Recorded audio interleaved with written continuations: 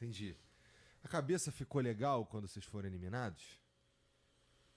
Cara, Choraram, ficaram putos. Ficamos muito chateados. Eu fiquei muito chateado. Triste claro. é óbvio, mas assim, porque assim, eu nunca entra numa partida imaginando que tu vai perder, mesmo sabendo que não é obrigação ganhar, que aquilo tudo que você acabou de falar. Mas, porra, vai, o que passou na cabeça assim, puta, caralho, fomos eliminados, fudeu, que não sei o quê. O que acontece? Eu já vou até puxando seu gancho, tipo assim, eu acho que essa frase que eu falei agora foi depois de pensar muito. Porque pra mim ali, na beira do campo, era obrigação. Eu sentia que era uma obrigação não, tipo, minha, da instituição. Não jogar muito nessa dos jogadores, mas a gente é um time que chegou mais cedo, não se preparou mais que ninguém, mas chegou mais cedo, tem mais estrutura, né? Nosso presidente, nossa diretoria conseguiu dar mais estrutura pra gente. Querendo ou não, tivemos problemas com o wildcard, a gente quer o Tom. Mas, mano, por favor, o Tom. Então, beleza. A diretoria chegou e trouxe o Tom. Trouxe ele. Então, assim, a gente não tem que reclamar de vários aspectos que a gente teve algumas coisas que a gente poderia ter saído um pouco na frente. Acho que o trabalho foi muito bem feito, né? No primeiro split, óbvio, mas chegou no mata-mata e isso acontece. O lance dá uma tristeza, Igor, mas, tipo assim, na hora eu vou falar true, assim, eu não consegui assimilar mesmo.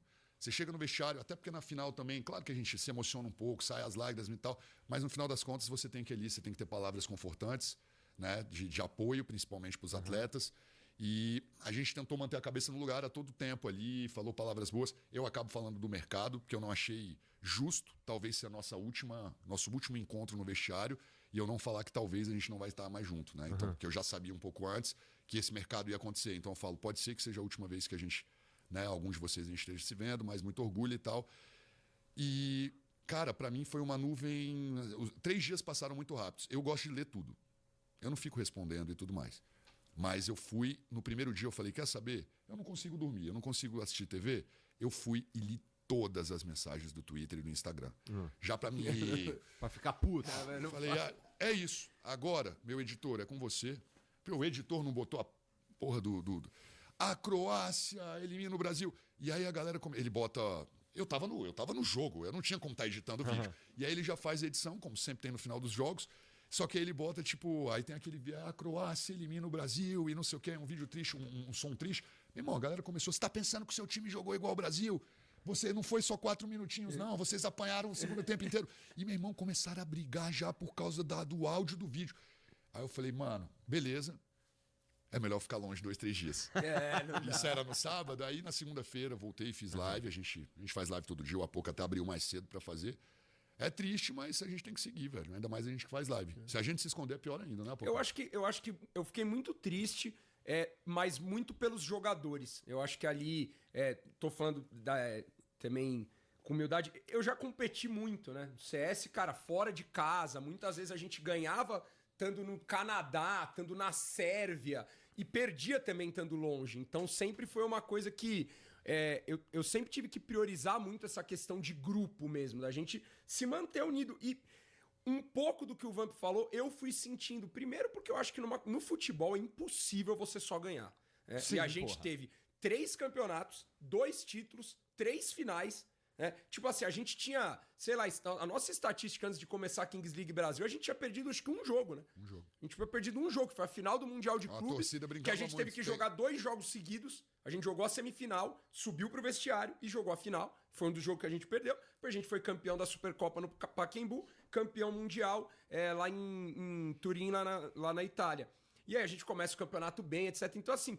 Em algum momento, eu não queria que fosse nunca, não queria que fosse aqui agora, mas assim, em algum momento eu sabia que a gente ia ter uma falha, a gente tinha que ter, até pra gente, o time crescer. Então acho que a minha tristeza foi muito mais pros jogadores, porque como o Vamp falou, o G3X ele ganhou ali uma Supercopa, a gente como comissão foi campeão do mundo, mas tinham jogadores ali que era a primeira vez que estavam na Kings League.